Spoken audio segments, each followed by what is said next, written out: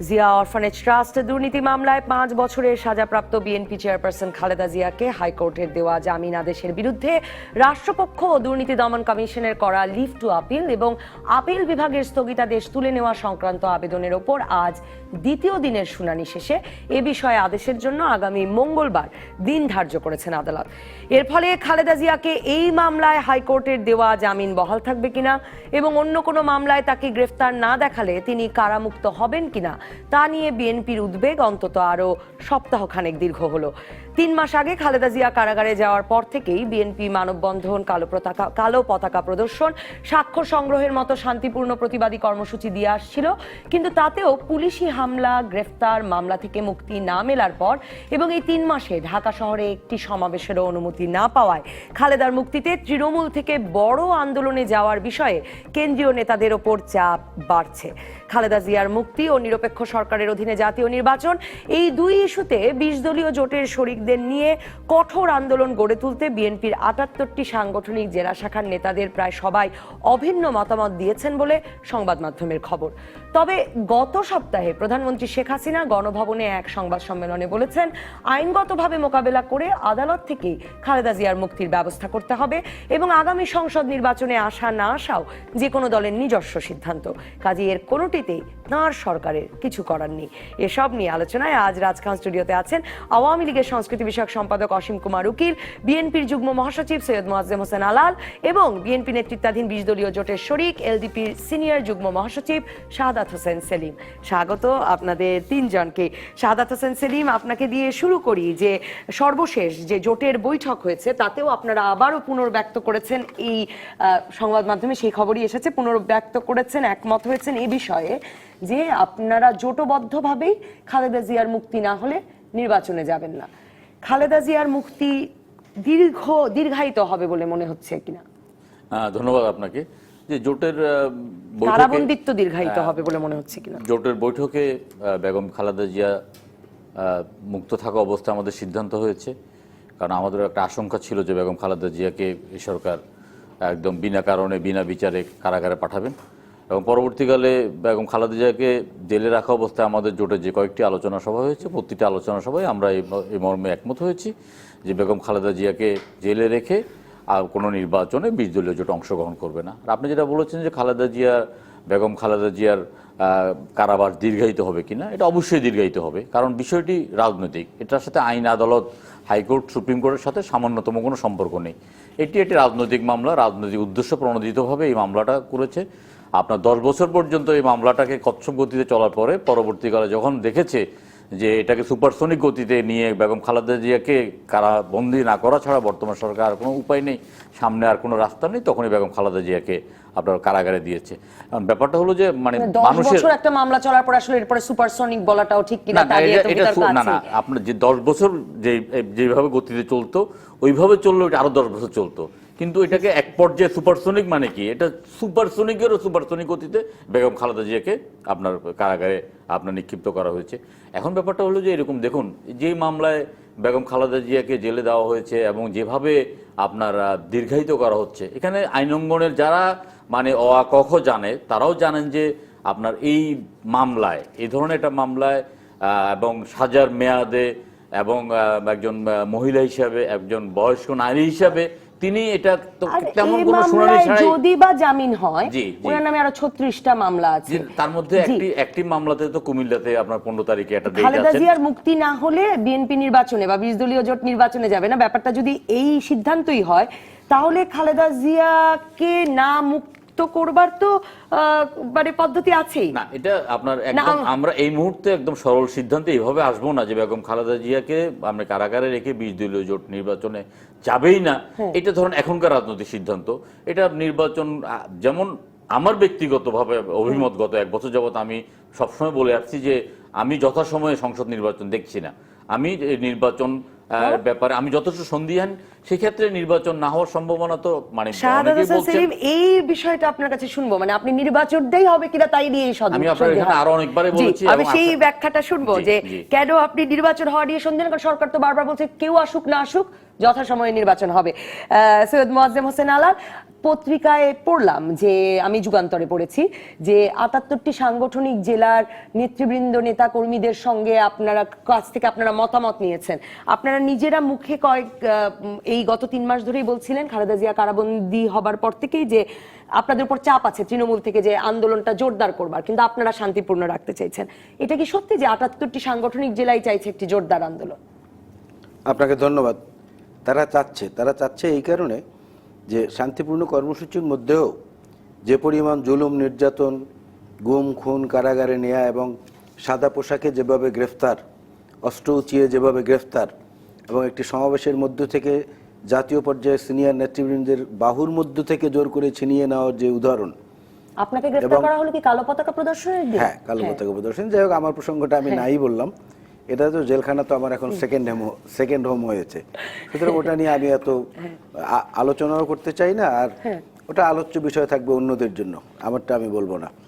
এবং এখন পর্যন্ত বাংলাদেশের সমগ্র অঞ্চলে থানা, উপজেলা, ইউনিয়ন লেভেল পর্যন্ত আমাদের বেশিরভাগ নেতাকর্মী বাড়িঘরে থাকতে পারছেন না কোনো কারণ ছাড়াই। সর্বশেষ গাজীপুরের নির্বাচনটি স্থগিত হওয়ার পরে যে ঘটনাটি, সচিত্র প্রতিবেদন আপনারা দেখেছেন, যে গাড়িতে আগুন দেওয়ার কথা হয়েছে সেই গাড়ি অক্ষত, একটা আঁচড়ের দাগও নেই, সেখানে নেই। গাড়ির মালিক বলছে না, আমার গাড়ির তো কিছু হয়নি, আমি তো গাড়ি আমার জিম্মায় নিতে এসেছি। তারপরেও নাশকতার মামলা, 203 জন আসামি সহ, এবং সেখানে ওই একই সেই পুরনো পদ্ধতি, সেই রেকর্ড, বিএনপি জামাত এই নাশকতার পরিকল্পনা করছিল।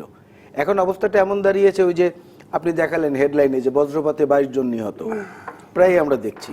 আবার দেখছি আমরা রোড অ্যাক্সিডেন্টে প্রতিদিন মৃতের সংখ্যা বাড়ছে। যাত্রী কল্যাণ সমিতি বলছে যে এটা দুর্ঘটনা না, এটা হলো স্রেফ হত্যাকাণ্ড।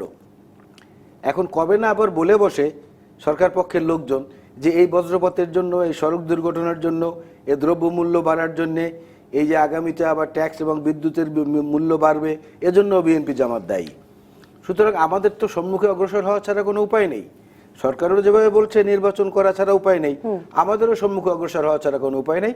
এবং বেগম খালেদা জিয়ার যে সম্মোহনী শক্তি, তার যে নেতৃত্ব, তার যে দেশ পরিচালনার অভিজ্ঞতা, তাকে বাদ দিয়ে আমরা নির্বাচনে যাব কেন? এটা তো আমাদেরই প্রশ্ন আপনাদের কাছে, বরঞ্চ যে কেন যাব, অপরাধটা কি তার?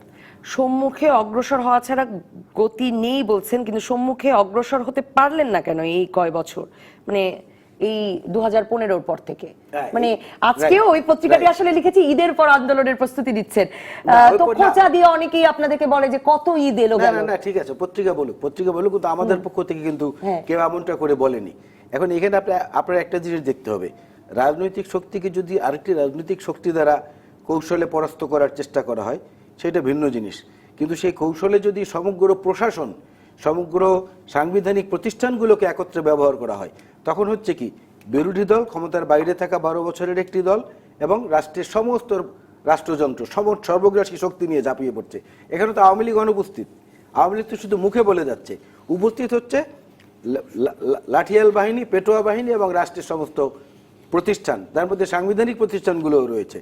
সেখানে অগ্রসর হবো, এই অসম যুদ্ধে তো অগ্রসর হওয়া খুবই কষ্টকর। এই অসম যুদ্ধের জায়গা থেকে অসীম কুমার উকিল, আমি আপনার কাছে যেতে চাই যে মানে আপনার দীর্ঘ আন্দোলনে থাকার রাজনৈতিক অভিজ্ঞতা থেকেই যদি আপনি বলেন, এই যে গাজীপুরের মামলাটির কথা, কাল বিএনপি মহাসচিব এখানে এসেছিলেন, তিনিও উল্লেখ করেছেন, মানে গাজীপুরের নির্বাচন স্থগিত হয়েছে আদালতের নির্দেশে, সাথে সাথে বিএনপির প্রার্থীর বাড়িতে আব্দুল্লাহ আল নোমান কেন্দ্রীয় নেতা সহ নেতাকর্মীরা প্রায় 6 ঘন্টা অবরুদ্ধ ছিলেন, সেটাও ঘটলো। তারপর মামলা করা হলো, এবং মামলায় এই হাসানুদ্দিন সরকারের আসলে নির্বাচনী প্রচার যারা করছিলেন তারা সকলে ঢুকে গেলেন। এইরকম একটি পরিস্থিতি, এবং আসলে কোনো গাড়ি ভাঙা হয়নি। এখন আজ আবার পত্রিকায় দেখলাম যে এক অক্ষত লেগুনা থানায় রাখা হয়েছে পরে প্রমাণ হিসেবে হাজির করার জন্য। তো মানে এই পরিস্থিতিতে লেভেল প্লেইং ফিল্ডের, মানে অসম যুদ্ধের বিষয়টিও আপনারা ক্রমাগত আরো বেশি অসম করে ফেলছেন কিনা? আপনাকে ধন্যবাদ। গাজীপুরের মামলাটা আসলে খুব ইন্টারেস্টিং। গাজীপুরের মামলা, গাজীপুরের সিটি কর্পোরেশনের নির্বাচন, সেই নির্বাচন যে বন্ধ করেছে উচ্চ আদালতের নির্দেশে, সেই মামলাটিও অনেক আগের 12 সালের মামলা। সেটাও তখন একটা সেট হয়েছে, সেটা আবার 15 সালে আবার উজ্জীবিত হয়েছে, তখনও সেট হয়েছে। আবার রোববারে রিট নিয়ে হাজির হলো, সাথে সাথে আদালত স্থগিত করে দিল। এর আগে এই বছরে এর আগে হয়েছে, এবং এই মামলায় তখন বাদী পক্ষের কৌশল আইনজীবী ছিলেন কিন্তু ব্যারিস্টার মধুদা আপনার। আচ্ছা, 15 তো ছিল, এই তারিখও এই তারিখে না, এর আগে না আলাল ভাই, আমি এই তারিখের কথা বলছি না, এই বছরের আবার এটা টানা পূরণ হয়েছিল তখন আগে। যাক, সেটি ভিন্ন বিষয়, এগুলি আছে। আবার কিন্তু যিনি মামলাটি করেছেন তিনি আবার আওয়ামী লীগ নেতা। হ্যাঁ, আবার হ্যাঁ, আওয়ামী লীগ নেতা, নির্বাচিত চেয়ারম্যান হয়ে এটা করেছেন। এবং এটা শুধু এই 3 দিন আগে করেছে তা নয়, বলেন যে 12 সাল থেকে এটি শুরু হয়েছে। হ্যাঁ, আমার স্থগিতের মামলার চেয়ে আসলে স্থগিত হবার পর বিএনপি প্রার্থীর এবং তার প্রচারণা কাজে যুক্তদের বিরুদ্ধে যে মামলা, সেটি আরো বেশি ইন্টারেস্টিং হয়ে উঠেছে। আমি নমনীয়তা মূল জায়গাটা অ্যাড্রেস করতে চাই আর কি। নির্বাচন কর্তৃপক্ষ এই বিষয়গুলিকে জবাবদিহি করা দরকার। কর্তৃপক্ষ এই বিষয়গুলিকে অ্যাড্রেস করছে না কেন? এখানে কার কি দায়িত্ব? জেলা নির্বাচনী কর্মকর্তা, সি নির্বাচন কমিশনার আর কি, তারা এই ফাঁকটুকু কেন রাখলো? এর আগে ঢাকা সিটি কর্পোরেশন নির্বাচন এরকম সীমানা সংক্রান্ত বিষয় বন্ধ হলো। এটি নির্বাচন কমিশনের দুর্বলতা। এই দুর্বল জায়গাগুলিকে শক্তিশালী করা দরকার অনাগত দিনগুলির জন্য। এটা আমি দুষবো আলাল ভাইকে, আলাল ভাই দুষবো আমাকে, করে 1 ঘন্টা পর বেরিয়ে চলে গেলাম। এখানে প্রবলেমটা সলভ হবে না। যে বলে যে নির্বাচন কমিশন দুর্বল নির্বাচন কমিশনের অধীনে তারা নির্বাচনে যেতে ভরসা পায় না, সে কথা ক্রমেই প্রমাণিত হচ্ছে। সেই দুর্বল তো আজকের দিনের কথা না, আমি বলতেছি এই প্রক্রিয়াগুলি চলছে। আমাদের নির্বাচন কমিশন নিয়োগের একটি বিধিমালা আমরা আজও তৈরি করতে পারিনি। সার্চ কমিটি একটি মন্দের ভালো একটা আপাতত সলিউশন হিসেবে আমরা সবাই মিলে করে অগ্রসর হচ্ছি, কিন্তু রিয়েলিটি হলো যে নির্বাচন কমিশন নিয়োগের নীতিমালা আজও দেশে প্রণীত হয়নি। কাজেই দুর্বলতা, ত্রুটি, বিচ্যুতিগুলো তো আছেই। আমি বলতেছি অনাগত দিনগুলির জন্য নির্বাচন কমিশনকে অবশ্যই শক্তিশালী করতে হবে। নির্বাচন কমিশনকে এখানে আসামি কাঠ করে দাঁড় করাতে হবে। একজন সংক্ষুব্ধ ব্যক্তি, ইচ্ছায় হোক অনিচ্ছায় হোক, কারো প্ররোচনাতেই হোক, শত প্রবৃত্ত হয়ে হোক, করতেই পারে, কিন্তু আমি কর্তৃপক্ষ হিসেবে সুযোগটা কেন দিচ্ছি? আমি বলছি সেই জায়গায়, সেখানে নির্বাচন যখন স্থগিত হয়েছে তখন অনেক ঘটনা ঘটছে। মানে এই খুলনা নির্বাচনের যে প্রধান সমন্বয়কারী আসলাম কামাল হোসেন আজকে বলছিল টেলিভিশনে, যে বলছে ধরা যে সুনির্দিষ্ট অভিযোগের ভিত্তিতে ধরা হয়েছে, অভিযোগ ছাড়া কাউকে ধরা হয়েছে এই জিনিসটি দেখান যাদের বিরুদ্ধে মামলা মোকদ্দমা। সুনির্দিষ্ট অভিযোগ নাশকতার ষড়যন্ত্রের, লেগুনা গাড়ি পোড়ানোর। না আগের মানে আজকের দিনে না, এখানের যে ঘটনাগুলি সেটাও। আচ্ছা, মানে যাদেরকে গণগ্রেফতার না বলা হচ্ছে যে সুনির্দিষ্ট অভিযোগ, সবার বিরুদ্ধে যদি মামলা থাকে তাহলে তো সবাইকে সুনির্দিষ্ট অভিযোগে গ্রেফতার করাই যাবে। তো মামলাটা ফেস করবে না, মামলা জামিন নেবে না, মোকাবেলা করবে না। আজকের মামলা না তো, এটা কত 4 বছরের মামলা, জ্বালাওপুরের মামলা 5 বছরের মামলা, এগুলি তো মোকাবেলা করতে হবে রাজনৈতিক অঙ্গনে। আমি কথাগুলি বলছি যে এখানে ওই দিন গাজীপুরের যে ঘটনাগুলি ঘটেছে এটা স্পেসিফিক, আসলে এখানকার পুলিশি ভাষ্যটুকু নেওয়া দরকার। তবে আমি যেটা বলি, যেখানে বিএনপির কেন্দ্রীয় নেতা ছিলেন নোমান ভাই ছিলেন না, নোমান ভাইকে গ্রেফতার করা হয়েছে এবং রাত্রে ছেড়ে দেওয়া হয়েছে, নিয়ে গেছিল, পরে রাত্রে ছেড়ে দেওয়া হয়েছে। মানে এটা পুলিশকে জবাব দেওয়া দরকার, গ্রেফতার করলো কেন, ছেড়ে দিল কেন? এটা এর বাইরেও যেটুকু বিষয় আছে যে হ্যাঁ, এই নির্বাচনের সময় অনেক সুযোগ নেয়, এটা না বলে তো সত্যি কথা। মামলা মোকদ্দমা অনেকের থাকে, একই ইলেকশনের সময় সবার ব্যস্ততার ফাঁক পুকুরগুলো অনেকে ঢুকে, সেরকম কোনো অভিযোগ ছিল কারো বিরুদ্ধে যারা বাসায় অবস্থান নিয়েছে, সেই প্রেক্ষাপটে দাঁড়িয়ে ঘটনাটি ঘটেছে। এটি কাঙ্ক্ষিত নয়। সামনের দিনগুলিতে এই বিষয়গুলি খেয়াল রাখতে হবে। তবে এই নির্বাচনের ফাঁক গলে নির্দিষ্ট যাদের বিরুদ্ধে সুনির্দিষ্ট অভিযোগ আছে, জ্বালাও পোড়া বিভিন্ন মামলা আছে, নেতাকর্মীর বিরুদ্ধে তারা বলেন যে সুনির্দিষ্ট অভিযোগ আছে, আর না হলে অনেক অজ্ঞাতনামা আসামির বিরুদ্ধে মামলা আছে। এগুলো ফেস করা দরকার। এই রাজনৈতিক টার্মগুলি কারা চালু করেছে, কেন চালু হয়েছে? অজ্ঞাত আসামি। এটা আজকের দিনে হঠাৎ করে উড়ে এসে জোরে বসে এই অব্যাহত প্রক্রিয়ার বিরুদ্ধে সকলের কথা বলা দরকার। সেটাই কি কথা বলা হয়েছে? এটা আজকের দিনের সৃষ্ট শব্দ নয়, আমাদের চোখে দেখা রাজনৈতিক অঙ্গনের সৃষ্ট গত 30 বছর 40 বছর যেমন আমরা এটা দেখছি। এই জায়গাগুলোকে অ্যাড্রেস করে আপনার কাছে তাহলে জানবো, এগুলো মোকাবেলা করে কি করে একটি রাজনৈতিক দল নির্বাচন করতে পারে বা স্বাভাবিক রাজনৈতিক প্রক্রিয়া চালু রাখতে পারে? আপনি যখন বলছেন এটি 30-40 বছরের অভিজ্ঞতা আছেই, তাহলে আমি সেটাও শুনবো। আর নির্বাচন কমিশনের বিরুদ্ধে, নির্বাচনী কর্মকর্তার বিরুদ্ধে অভিযোগ নিয়ে আওয়ামী লীগের প্রতিনিধি দল আছে নির্বাচন কমিশনেও গিয়েছিল, এটাও একটা নতুন অবস্থান কিনা আওয়ামী লীগের, যে নির্বাচন কমিশন দুর্বল, সেটাও জানবো। একটা বিরতির পর ফিরে শাহাদাত হোসেন সেলিম আপনার কাছে শুনবো, কেন আপনার সন্দেহ হয় নির্বাচনই হবে না? একটা বিরতির পর।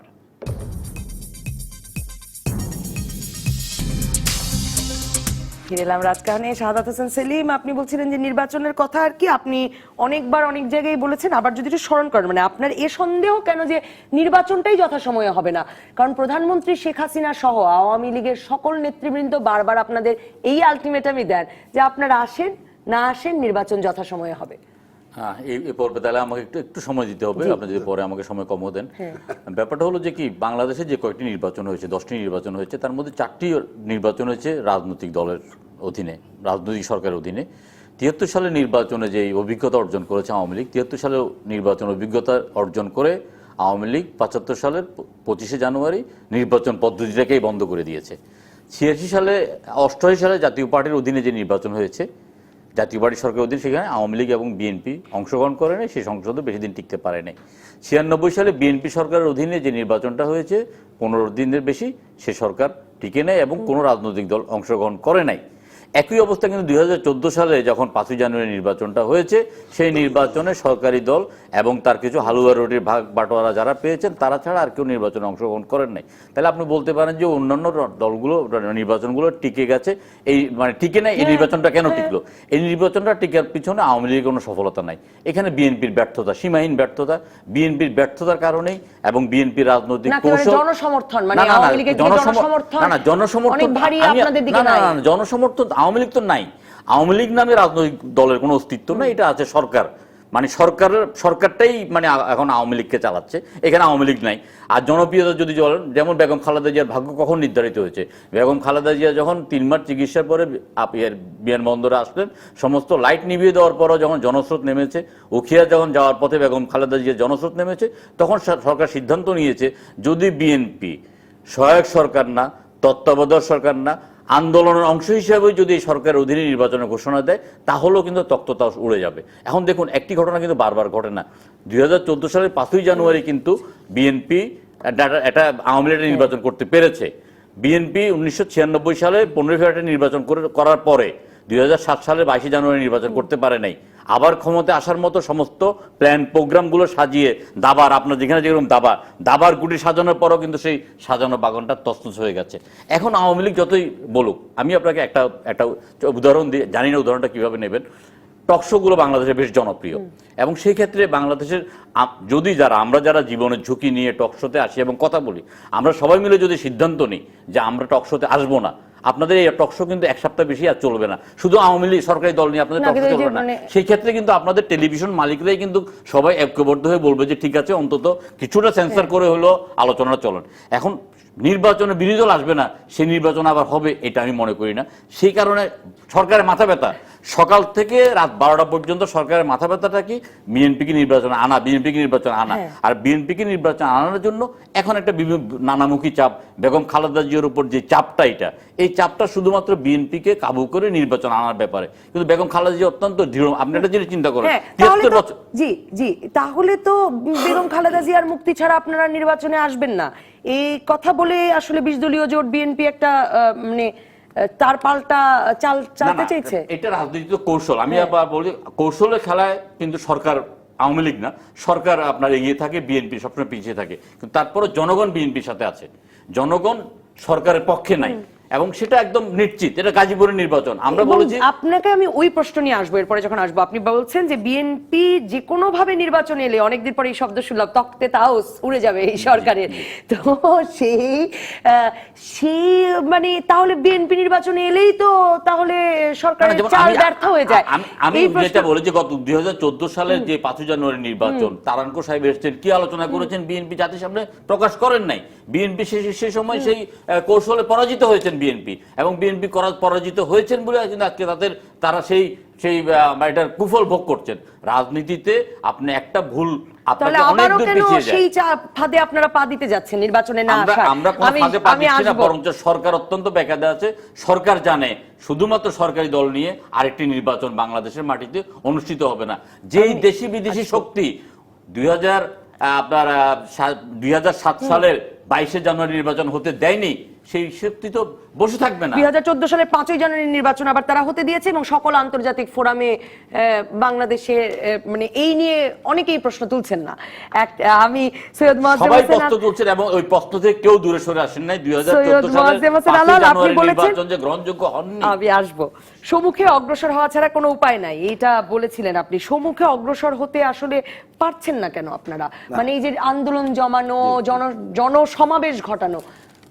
না, এটা তো আমি বলেছি, এটা অসম যুদ্ধ। এই অসম যুদ্ধটা মানে অসম লড়াই, রাজনৈতিক লড়াই আপনি বলতে পারেন। এখানে অসীম দা খুব চমৎকার করে বলেছেন যে 35-40 বছরের ইতিহাস আমরা আলোচনা করি না কেন, সুন্দর করি না কেন। না, আর আমার প্রশ্ন হচ্ছে মামলা হামলা মোকাবেলা করেই তো জনসমাবেশ করতে ঠিক হয়। আছে, ঠিক আর আছে। মোহাম্মদ নাসিম বলেছেন যে আপনারা মাইরের ভয় পান দেখে আপনারা রাস্তায় ঠিক নামছেন আছে, না। ওনারা তো এক একজন এক একটা বলছেন। অসীম দা যেটা বলেছেন সেইটাই যদি আমি এই টেবিলে আলোচনার মধ্যে ধরি, চমৎকার কথা বলেছেন। কিন্তু ওনাদের মানে বর্তমান যিনি প্রধানমন্ত্রী তিনিও বলছেন, আওয়ামী লীগের সিনিয়র নেতারাও সবাই বলছেন বিএনপির সঙ্গে কোনো আলোচনাই নাই, কোনো আলোচনা হবেই না। তাহলে ওই যে সমাধানটা উনি করতে চাচ্ছেন এটা কিন্তু ধোপে টিকছে না। ঠিক আছে, অসীমদার সদিচ্ছাকে আমি ধন্যবাদ জানাই, কিন্তু সেটা টিকছে না। এবং টিকছে না কেন? সরকারের ভেতরে আরেকটি সরকার গজিয়েছে, এইটা হলো মূল কারণ। আওয়ামী লীগ তার মূল যে জায়গাটা, আওয়ামী লীগের যে ঐতিহ্যমণ্ডিত গণতান্ত্রিক লড়াই এক সময়ের, সেই জায়গা থেকে সরে এসেছে। কারণ আপনি দেখবেন 73-এর নির্বাচন নিয়ে যে বিতর্ক হয়েছে, তখন যারা ওই সময়ের অবিসম্বাদিত নেতা শেখ মুজিবুর রহমান সাহেবের জীবননাশের চক্রান্ত করেছে, ষড়যন্ত্র করেছে, প্রকাশ্যে বোমাবাজি করেছে, তারাই মন্ত্রিসভায় মন্ত্রী আছে। ওনার চামড়া তুলে যারা ডুগডুগি বাজাতে চেয়েছে তারাই মন্ত্রিসভায় মন্ত্রী আছে। এই মন্ত্রিসভায় এমন বিতর্কিত লোক আছে যারা রাজাকার আল শামস আল বদর রিক্রুটমেন্ট করেছে, যারা মুক্তিযুদ্ধের বিপক্ষ শক্তিকে সহায়তা করেছে, এই ধরনের অনেক লোকরাও আছে। তারপরেও কিন্তু ওই যে একই জায়গায় মিলেছে ক্ষমতার মোহে, সেই জায়গাটাই কিন্তু মূল বাধা। এবং ইনস্টিটিউশনগুলো, যে কথা আমি বলেছি যে সমস্ত আপনার কনস্টিটিউশনাল যে ইনস্টিটিউশন, সেইগুলোকে কিভাবে দলীয়করণ করেছে তার প্রমাণ আপনাকে আমি একটা জিনিস বলি, যে গাজীপুর থেকে যারা শুরু করেছিলাম সেটা বলি। সেটা হয়েছে কি, আপনি দেখেন যে এর আগে কাদের সিদ্দিকী সাহেব টাঙ্গাইলের একটি উপনির্বাচনে লতিফ সিদ্দিকী সাহেবের মনোনয়ন মানে ওনার মন্ত্রিত্ব এবং এমপিশিপ চলে যাওয়ার পরে উনি একটা নির্বাচনে প্রতিযোগিতা মানে অবতীর্ণ হলেন, প্রতিদ্বন্দ্বিতায় বাছাই যাচাই সবকিছু হয়ে ওনার মনোনয়নপত্র বৈধ হলো। একদিন পরে একটা ব্যাংক থেকে, সরকারি ব্যাংক থেকে চিঠি গেল উনি ঋণ খেলাপি। সেটা নিয়ে উনি গেলেন আদালতে। আদালত সেটাকে অ্যাকসেপ্ট করে শুনানির জন্য তারিখ রাখলেন। সেটা পার হয়ে গেল, সেখানে নির্বাচন হলো, নতুন একজন এমপি হলেন, সেই শুনানি আর আজব দিয়ার হয় না। মহিউদ্দিন খান আলমগীর সাহেবের এমপিশিপ বাতিল হয়ে গিয়েছিল 2008-এর নির্বাচনের পরে। হ্যাঁ, সেই নোটিশ মানে সেই শুনানি কোনোদিন আর তালিকায় উঠে আসেনি। এর মধ্যে আরেক নির্বাচনে, বিনা ভোটের নির্বাচনে উনি আবার এমপি হয়েছেন। এই যে উদাহরণগুলো, এই উদাহরণের পাশাপাশি আবার আরেকটা সাম্প্রতিককালের ফেনীর এমপি নিজাম হাজারী, তার ব্যাপারে তার সদস্যপদ খারিজ করার জন্য নির্বাচন কমিশনকে চিঠি দিয়েছে আদালত, তাও প্রায় 8 মাস। সেই চিঠির ব্যাপারে 5টা বেঞ্চ এখন পর্যন্ত অপারগতা প্রকাশ করেছে, এমব্রাস হয়েছে যে না, আমরা এটা শুনানি করব না, ঝুলে আছে। তিনি বহাল তবিয়তে এমপি আছেন। অথচ গাজীপুর সিটি কর্পোরেশনের নির্বাচনের একটি রিট হলো, রিটের আদেশ হলো, যেভাবেই হোক ওই বিতর্কে আমি যাব না, হওয়ার সঙ্গে সঙ্গে সুপারসনিক গতিতে, রকেট গতিতে এটা চলে গেল একদম রিটার্নিং অফিসার পর্যন্ত। তার অর্থ কি? এখানে ইনস্টিটিউশন বিরোধী দলের বিপক্ষে ইনস্টিটিউশন খুব তৎপর, বিরোধী দলের পক্ষে কোনো পয়েন্ট থাকলে সেখানে ইনস্টিটিউশন নীরব, নিশ্চুপ।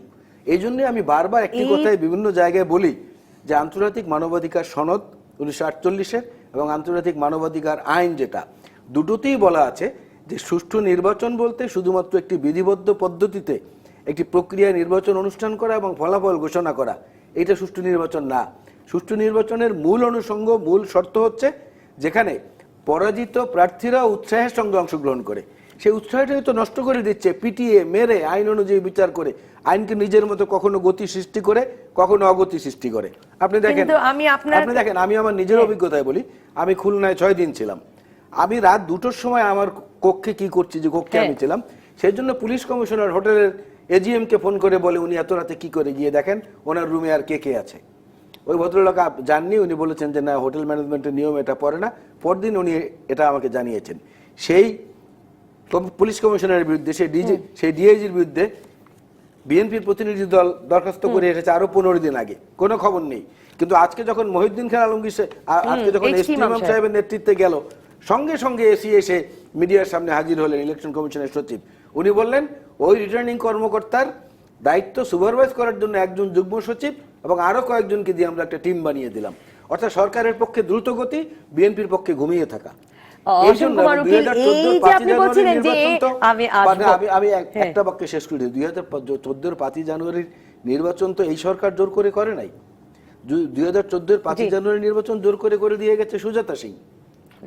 আমি অসীম কুমার উকিল আপনার কাছে জানতে চাই যে নির্বাচন কমিশনে ওই যে এইচটি ইমাম সাহেব আজকে আওয়ামী লীগের প্রতিনিধি দল নিয়ে গেছেন এবং আপনি যেরকম দুর্বল নির্বাচন কমিশন বলে শুরু করেছিলেন, তারা গিয়ে বলেছেন নির্বাচনী কর্মকর্তা, রিটার্নিং কর্মকর্তা পক্ষপাত দুষ্ট, বিশেষ দলের মানে নির্বাচন কমিশন, নির্বাচনী কর্মকর্তা তাদেরকে নানাভাবে মানে এই যে দুর্বল বলা, প্রশ্নবিদ্ধ করা, সেটা আওয়ামী লীগের নতুন কোনো মানে এটা আওয়ামী লীগ কেন করছে?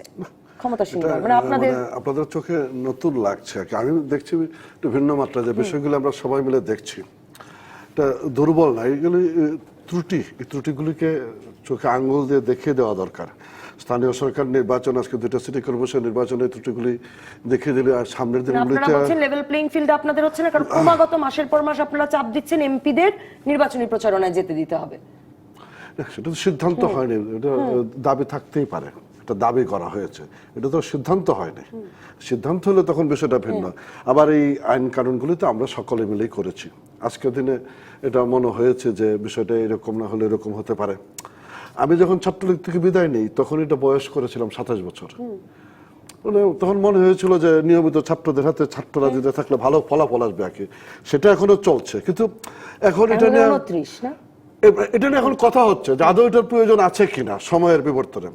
নির্বাচন প্রক্রিয়া ধ্বংস, আমি একদম বেসিক জায়গায় বলেছি যে আমার নির্বাচন কমিশনের নীতিমালা নাই, সেই দায় দায়িত্ব সকলকে নিয়ে সামনের দিকে আগাতে হবে। আমরা সবাই মিলে এটা শক্তিশালী করব। নির্বাচন প্রক্রিয়া তো আওয়ামী লীগ নাই, আওয়ামী লীগ তো বলেছে যে আলোচনা করতে হবে কেন? যার উপর যেটুকু দায়িত্ব সেটুকু পালন করলে তো অনেক দূর অগ্রসর হওয়া যাচ্ছে। যার উপর যেটুকু দায়িত্ব সেটুকু আমরা পালন করি। আমার উপর সমস্ত দায় দায়িত্ব চাপায় দেওয়া তো আলাল ভাই নিজেকে নির্দোষ প্রমাণিত করার চেষ্টা করতে পারে। আমি দুঃখিত, আপনাকে খুবই কম সময় দেওয়া হলো, আপনার কাছেই ফিরছি। আমি আপনার কাছে জানতে চাইবো, আমরা মনে করি সকল রাজনৈতিক দলের দায়িত্ব নির্বাচনে অংশগ্রহণ করা। যে অসম যুদ্ধের বর্ণনা দিয়েছেন সৈয়দ মোয়াজ্জেম হোসেন আলাল, সেখানে আসলে সে দায়িত্ব পালন করা বিএনপি বা শরিক দলগুলোর পক্ষে সম্ভব কিনা? একটা বিরতির পর দর্শক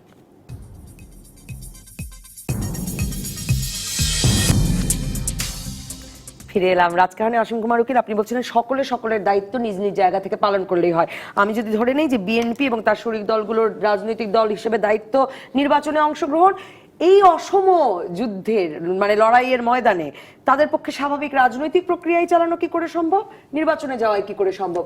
সকলের বিরুদ্ধে সুনির্দিষ্ট মামলা আছে, অজ্ঞাতনামাদের বিরুদ্ধে মামলা আছে। অসম খুব সুন্দর শব্দ আর কি। এই যে লেভেল প্লেইং ফিল্ডের কথা বলছেন না, ওই সংগ্রাম তো আমরা 75 সালের 15 আগস্ট থেকেই করছি আর কি। 75 সালের 15 আগস্ট ক্ষমতা আসতে লেভেল প্লেইং ফিল্ড আসেনি, কিন্তু আমরা এর মধ্যে দাঁড়ায় থেকে করেছি আর কি। সেই সংগ্রাম আজও অব্যাহত। হয়তো আমার জন্য একটু বেশি, তার জন্য একটু কম, অথবা তার জন্য একটু বেশি, আমার জন্য একটু কম। এই জায়গাগুলি তো কন্টিনিউয়াসন। নির্বাচন প্রক্রিয়া নিয়ে তো কথা কি।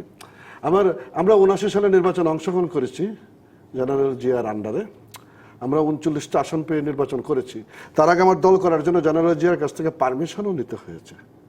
সেই 75 উত্তর বাংলাদেশে দাঁড়িয়ে যখন বঙ্গবন্ধুকে সপরিবারে হত্যা করা হয়েছে, কারা অভ্যন্তরে জাতীয় 4 নেতাকে হত্যা করা হয়েছে, বঙ্গবন্ধুর হত্যাকারীদেরকে দেশে বিদেশে পুনর্বাসিত করা হয়েছে, রাজনীতিতে অবাধ সুযোগ করে দেওয়া হয়েছে, প্রকাশ্য দিবালোকে আমাদের রাজনীতি করাটাই কঠিন হয়েছিল, দূরও হয়েছিল না। 71-এ মানবতা বিরোধী যুদ্ধ অপরাধীদের বাংলাদেশের রাজনীতিতে সক্রিয় করা হয়েছে। আর যারা দেশের গণতন্ত্রের বিরুদ্ধে ষড়যন্ত্রগুলি করেছে, যে ষড়যন্ত্রের সুযোগ নিয়ে 75 সালের 15 আগস্ট বঙ্গবন্ধু হত্যা করা হয়, সেই ষড়যন্ত্রকারীরা পরবর্তী সময়ে বাংলাদেশের রাজনীতিতে অ্যাক্টিভ হয়েছে। ওর ধারাবাহিকতা এই জিনিসগুলো তো নষ্ট হয়েছে। প্রতিক্রিয়া বা প্রতিশোধ চলছে না, না কোনো প্রতিশোধ কোনো প্রতিশোধের কোনো বিষয় নাই। কিন্তু জেনারেলদের হাত ধরে বাংলাদেশের যে মৌলবাদের শাসন প্রতিষ্ঠিত হয়েছে, যে মৌলবাদের অর্থনীতির শিকড় গড়ে বসেছে, সেই শিখর সমলে উৎপাদিত করতে সময় লাগছে। আমি ইচ্ছা করলে আমার মতো করে সবকিছু নিতে পারছি তা তো নয়। আমি তো চাই গণতন্ত্রের কাঠামোগুলোকে শক্তিশালী করতে, কিন্তু আমি যখন যুদ্ধ অপরাধীর মানবতাবাদের বিচার কাজ করছি, তখন দেশে জ্বালাও পোড়াও করে আমার স্বাভাবিক মানে আমার সরকার পরিচালনা, স্বাভাবিক জীবনযাপনকে দুর্বিষহ করে তোলা হয়েছে। এই যে এরকম প্রতিটি ক্ষেত্রে আমার 21 বছর অপেক্ষা করতে হয়েছে, সেটা আমি লড়াই সংগ্রাম করে এনেছি। তারপরে আমি বঙ্গবন্ধু হত্যার বিচারের কাজ শুরু করেছি, ইনমিডিয়েটদের সরিয়ে বিচারের কাজ সম্পন্ন করতে পারি নাই 5 বছরের মধ্যে। পরবর্তী সময় বিএনপি দেশ গঠনের দায়িত্ব পেল। ওই 5 বছরে বঙ্গবন্ধু হত্যার বিচারের যে ফাইল, সেই ফাইলের স্তূপাকারে জমা ছিল, যার উপর ধুলি বসেছিল। আমাদেরকে অপেক্ষা করতে হয়েছে বঙ্গবন্ধু হত্যার বিচারের কাজটা শুরু করতে আরো 5 বছর। 5 বছর বিএনপি পরে আমরা আবার সরকার পরিচালনার দায়িত্ব পেয়েছি, তখন এইগুলো এসেছে। আপনার হা না বুট, এগুলি তো মিডিয়া কু না, হুন্ডা গুন্ডা ডান্ডার যে নির্বাচনী রাজনীতি, এই প্রক্রিয়ার অংশ হিসাবে আমরা সমস্ত কিছু শেয়ার করছি, আমরা এগিয়ে যেতে চাচ্ছি, আমরা এই জায়গাগুলিকে বন্ধ করতে চাই, কিন্তু দায়িত্বটুকু নিতে হবে। আমি এখনো মনে করি সমস্ত প্রতিকূলতা মোকাবেলা করে আমরা নির্বাচন করবো বছর শেষে, যে নির্বাচন সকল দলের অংশগ্রহণে সকলের কাছে গ্রহণ। এবং এই সকল কিছু মোকাবেলা করে বিএনপিকে এমন একটি নির্বাচন করতে হবে, আপনি যেমন 79 সালের উদাহরণ দিলে যে আওয়ামী লীগ 35টা আসন পেয়েছিল, 39টা আসন পেয়েছিল, মানে এমন একটি ভাবে আবার সংসদে আসতে হবে, এটাই মানে আমি তা বলছিলাম। মানে এটা একটা এই ইতিহাসগুলি ভুললে হবে না। 86 সালের নির্বাচনে বিএনপি অংশগ্রহণ করেন, আমরা করেছি। আবার পার্লামেন্ট টিকেও নাই, 88 সালে আবার নির্বাচন হয়েছে, আওয়ামী লীগও যায়নি, বিএনপিও যায়নি। এই ক্ষতগুলি নির্বাচনী প্রক্রিয়ার এই ক্ষতগুলি রয়ে গেছে, মানে এগুলোর ফল তো পেতেই হবে সৈয়দ মোয়াজ্জেম হোসেন আলা। আর আমি এর সঙ্গে একটা প্রশ্ন করি, এর মধ্যে একটি প্রশ্ন আমার খুব মনে হয় আজকে অসীম কুমার উকিলের কথায় মনে পড়লো, কাজে আপনাকে করেই ফেলতে চাই, যে 2013 থেকে 15 আপনারা যে আন্দোলন করেছেন, 2013-14 একটা বিশাল সময় আন্দোলনটা হয়েছে আসলে মূলত যুদ্ধাপরাধের বিচার মোকাবেলায়, মানে জামাতের লাগাতার হরতাল, আপনারা সাথে থেকেছেন, আপনারা মাঠে থেকেছেন। 2015-তে 3 মাস করেছেন মানে ইয়ের দাবিতে, তত্ত্বাবধায়ক সরকারের দাবিতে। কিন্তু এই আন্দোলনে আপনাদের আসলে এত শক্তি ক্ষয় হয়েছে জামাতের পাশে থাকতে থাকতে, যাতে এখন খালেদা জিয়া কারাগারে আপনারা নামতে পারছেন না, ব্যাপারটা এমন কিনা? না, এটা হচ্ছে আপনার পারসেপশন, বা এটা আমি একটা পারসেপশন দেওয়া প্রশ্নই করলাম, একটা মানে কি বলে কোট আন কোট একটা বাক্যের মধ্যে সীমাবদ্ধতা রাখার জন্য চেষ্টা করা। বিষয়টা সেভাবে না। বিষয়টা হচ্ছে এই জামাত যখন যখন যখন সুবিধা আওয়ামী লীগের সঙ্গে ছিল, যখন সুবিধা আবার বিএনপির সঙ্গে আছে, আবার যখন সুবিধা তখন একটা ইন্ডিভিজুয়াল অবস্থান নেওয়ার চেষ্টা করছে। 2013-14 আপনারা সাইদির জন্য মাঠে, সালাউদ্দিন কাদের চৌধুরীর জন্য মাঠে, খালেদা জিয়ার জন্য আপনারা মাঠে নাই। কোনো একটা জামাতের হরতালে বিএনপি সমর্থন দেয় নাই, বিএনপি সেখানে নামেও নেই। বিএনপি বিচারের ব্যাপারেও কিছু বলে নাই, বলেছে যে আমরা ন্যায়সঙ্গতভাবে নীতিগত সমর্থন দিয়ে গেছেন, ন্যায়সঙ্গতভাবে এবং পরিচ্ছন্ন বিচার ব্যবস্থাটা দেখতে চাই। আপনি আমাকে একটা জিনিস বলেন, অসিন্ত তো অনেক কথা বললো, আমি জামাতের হরতালে মানে সাথে ছিলেন না? না, কোনো সময় ছিলাম না। একবার শুধু নীতিগত সমর্থন দিয়েছে একটা হরতালে, এছাড়া আগে পেছনে সালাউদ্দিন কাদের চৌধুরী সাহেবের ইসের সময়ও সে সময় কিন্তু আমরা হরতালে বা কিছু কোনো কর্মসূচি দেই নাই বিএনপির পক্ষ থেকে। আপনি আমাকে একটা জিনিস বলেন, আমাদের এত অধপতনটা কেন হলো? 70-এ যদি ইয়াহিয়া খানের মতো ধিকৃত সেনা শাসকের অধীনে অত সুন্দর চমৎকার একটি নিরপেক্ষ নির্বাচন হতে পারে, স্বাধীনতার পর ক্ষমতায় কারা ছিল? তখন বিএনপির জন্ম হয়েছিল, 75 পর্যন্ত বিএনপির জন্ম হয়েছিল।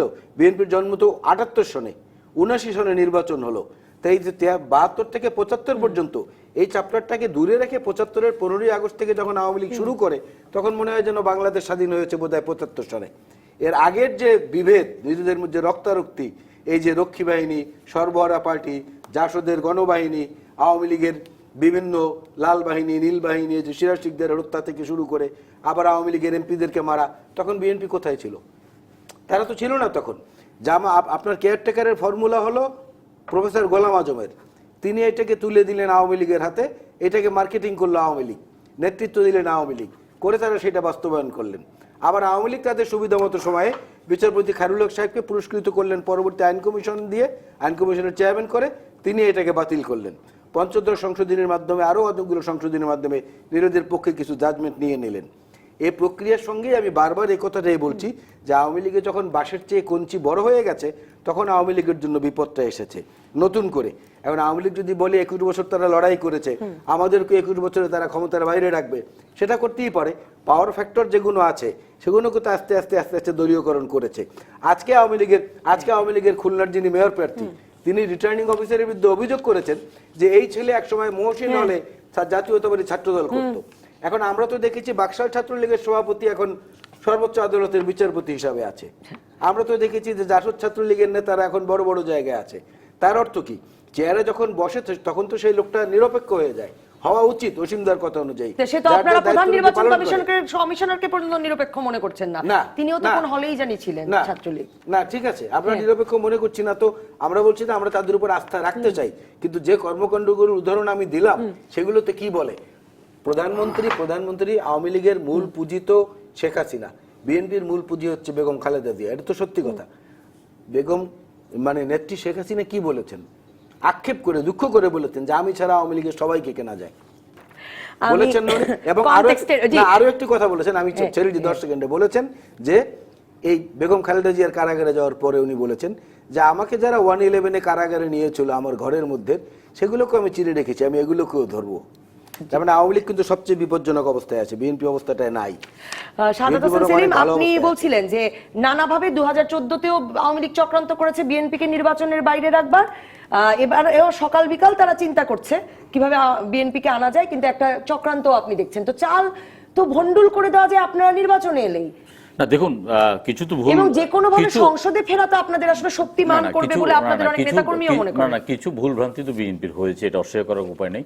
বিএনপি 2014 সালের নির্বাচনে যায়নি নীতিগত কারণে, কারণ এই তত্ত্বাবধায়ক, যদি আপনি একটা জিনিস চিন্তা করেন যে 2008 সালে আওয়ামী লীগ বিরোধী দল বিএনপি ক্ষমতায়, বিএনপি যদি তত্ত্বাবধায়ক সরকার বাতিল করে নির্বাচন করতো, আওয়ামী লীগ তুল কালাম কাণ্ড করে দেশকে ওলট পালট করে দিত, এটা বিএনপি হয়তো করতে পারছে না, বা বিএনপি সেই করার মতো মানসিকতা বিএনপির নেই।